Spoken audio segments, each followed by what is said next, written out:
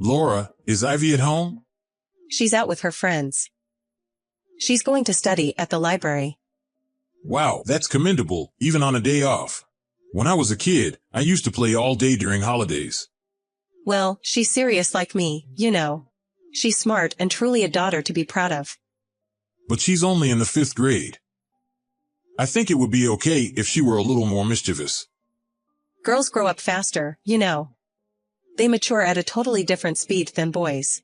Once she hits middle school, she'll probably start saying, "Dad, you're so uncool." Oh, I wouldn't like that. Come to think of it, I feel like my calls and messages with Ivy have been decreasing lately.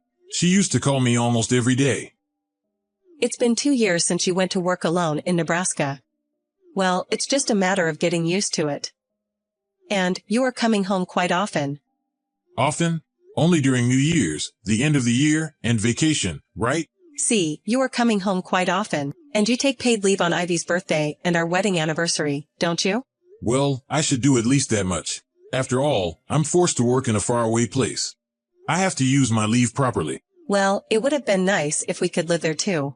It can't be helped. I was supposed to come back home anyway, and it would change Ivy's environment. She's having a good time surrounded by good friends. That's true.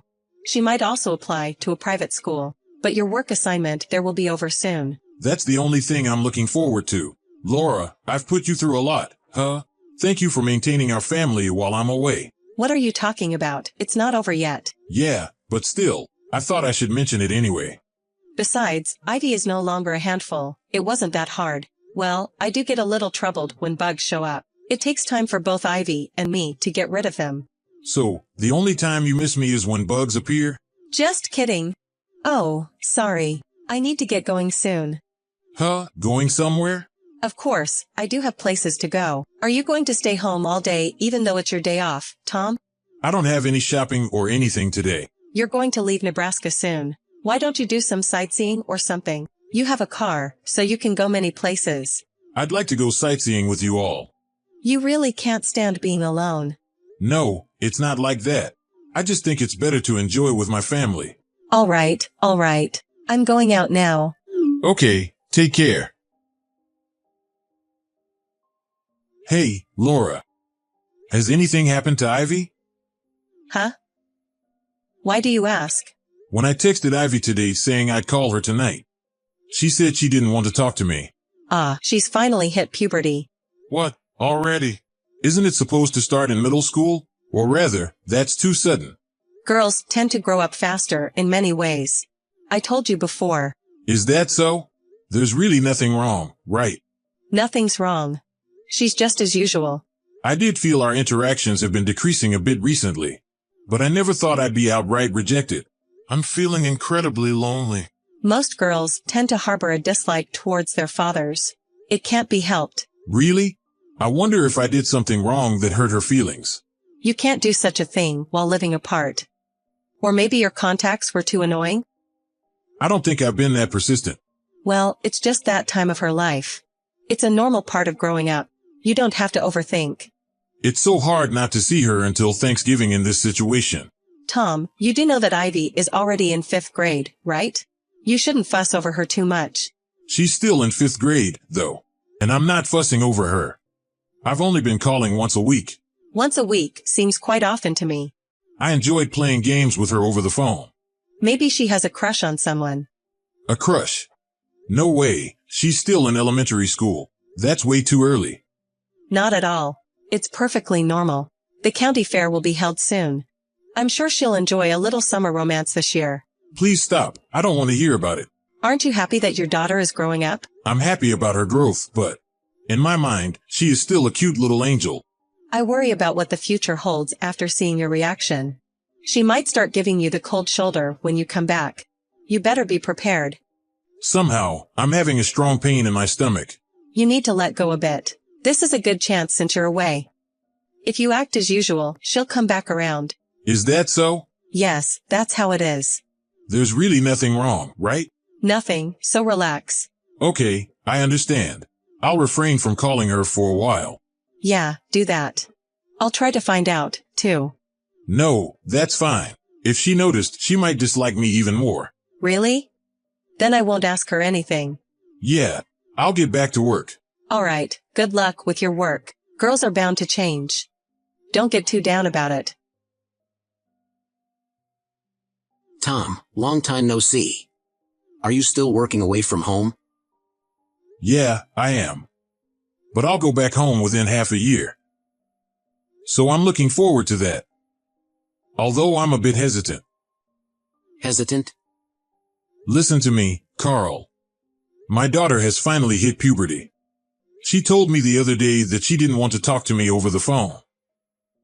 For a dad who adores his daughter like you, that's a huge problem, isn't it? Yeah, it is. That's why I'm frantically reading all kinds of books on how not to be disliked by one's daughter. Come to think of it, my sister was like that too. When she was in middle school, she used to say things like, "Don't wash my laundry with dads." I guess it's normal, huh? Isn't it? But my younger sister wasn't like that, so I guess it depends on the kid. I see. But more than that, I wanted to ask you something. Is your daughter okay? She was rushed to the hospital, wasn't she? Huh? Hospital? I heard she was brought to the hospital where my wife works. She's got a pretty bad injury, right? What? Ivy got injured? Yeah. Did it happen yesterday? No, the day before? She's in the hospital after the accident, right? What are you talking about? My daughter didn't have an accident. Tom. Are you okay? You're not escaping from reality or something, are you? No, it's not her for sure. I haven't heard any such news. I talked to Laura yesterday as usual. There's no way she wouldn't tell me if Ivy had an accident, right? Well, that's true. But my wife said it was indeed your daughter. She has a great memory. And we went camping together 3 years ago, remember? So I don't think she's mistaken. Is Ivy really in the hospital? Yeah, I think that's for sure. Then why didn't Laura tell me? Huh, she should tell me, right? I don't know why she didn't tell you. But in most cases, wouldn't it be because she didn't want you to know? Hold on, I'll call her again. Okay. You said it was an accident, right? Yeah, my wife doesn't seem to know the details. But it seems she was involved in a traffic accident and was brought in late at night. Late at night? Is she okay? Is she conscious? Sorry. I didn't ask about that. I'm going back home right now. Please let me know when you find out more. Got it. If you're driving home, don't rush. It wouldn't be funny if you had an accident too. I'll do anything necessary, so let me know if there's anything else I can do. Tom, I haven't heard from you for several days. Are you okay? You're alive, right? Yes, I am. Good to hear that. You used to contact me at least once a day. I was worried when you suddenly stopped calling me. Were you down because of Ivy? Yes, that's right. You really do take things seriously when it comes to Ivy. This is the situation. It's serious. You're overreacting. Rejecting their father is like a rite of passage for girls. What I'm talking about is her accident. What? She was in an accident and was taken to the hospital in the middle of the night, right? How did you know? A friend's wife works at the hospital. You know, Carl's. We went camping together before, remember? Now that you mention it, she did say she was a nurse. So why didn't you tell me? I'm sorry. I didn't want to worry you, Tom. You were already upset about being unable to call her, right? I thought if I told you about the accident, you would rush home. So I thought I would wait and see. You kept such a serious matter from me. Ivy broke her leg, didn't she? You should have told me. Actually, she and I had a bit of an argument. And then she stormed out of the house. I was so angry at the time, I told her not to come back. So I couldn't tell you. I'm sorry. You were afraid of being blamed, so you didn't tell me, huh? I'm really sorry. Enough is enough. Let's get a divorce. What? A divorce?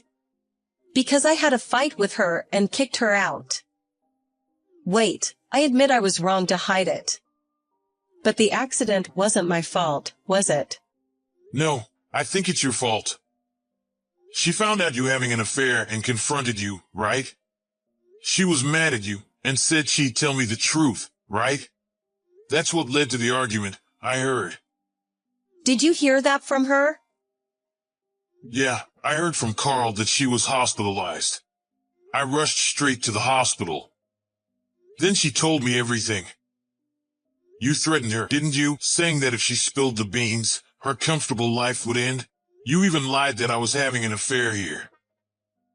I never said such a thing. Even if you deny it, I believe her. She ran out of home in shock and then had the accident. I'm sure her accident is your fault. I'm not having an affair. She made it up.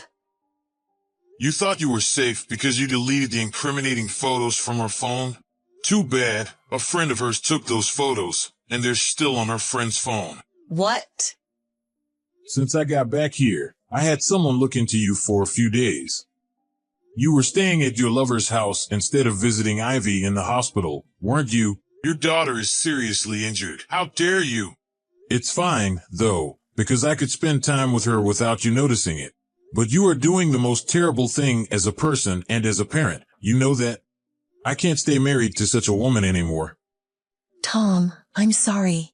I was lonely. I thought I'd hold on a little longer until you come back, but I needed human touch once in a while. I don't care about that. I'm not interested.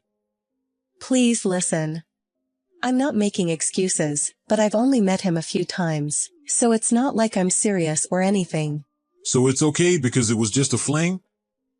That's not what I mean. But you're saying so. I might not have chosen to divorce if it was just the affair. But Ivy knows about it. And you're the one who drove her to the edge, right? I am sorry. I do appreciate that you took care of the household chores and looked after my daughter while I was away, but we can't live together anymore. You also lied, saying you've only met the guy a few times. I caught him and read your messages. It's been more than 6 months, hasn't it? Tom, please forgive me. I was panicking too. I never thought Ivy would catch me cheating. I swear I'll never do it again. I'll make up for it in any way I can. Please, just don't divorce me. If Ivy hadn't found out and there hadn't been an accident, I would have considered it. But I can't anymore. I don't think she needs a mother who puts her in this situation. I'll apologize to her too. She said she doesn't want to see you ever again. You betrayed your family and even lied about me having an affair. She said you're not her mom anymore. I'm sorry. I was really stupid. Please forgive me. Please. If you were truly sorry, you'd be by Ivy's side taking care of her. I don't recall marrying someone who would meet another man while our daughter was suffering. The one who changed wasn't her, it was you. We then talked about the way forward with both sets of parents. Everyone but my wife was against our divorce. She reluctantly signed the divorce paper and was immediately taken away by her parents. Thanks to Ivy's strong preference, I was awarded full custody. Laura's lover was someone from her part-time job. I heard she ended up in a relationship after going out for drinks and started meeting frequently. Ivy discovered the affair when she came home early from hanging out with friends and saw her mother getting out of his car. She felt something was off and decided to investigate. It was just fun and games, like playing detective at first. So when she actually saw her mother cheating, she was too shocked to move. One of her friends took a picture for her, she explained to me through tears. When her mother told her I was cheating too, she could find no place to return to. I can never forgive my ex-wife for what she's done to Ivy. After her parents took her away, she was kicked out of their house. She occasionally contacts me saying she has no one to turn to and can't survive without any job. But I couldn't care less what happens to her, and I have no intention of helping her. What she did to us was that terrible. Unless she bothers Ivy, I have no interest in whatever sort of life she leads. Half a year has passed since then, and Ivy's injuries have healed. I immediately stopped working away from home and moved in with Ivy. With my family's and her friends' support, she is a cheerful girl again. I get home as early as possible and spend more quality time with her. While it's hard to completely erase the sadness, I'm determined to create lots of happy memories from now on to heal her wounded feelings and to clearly show her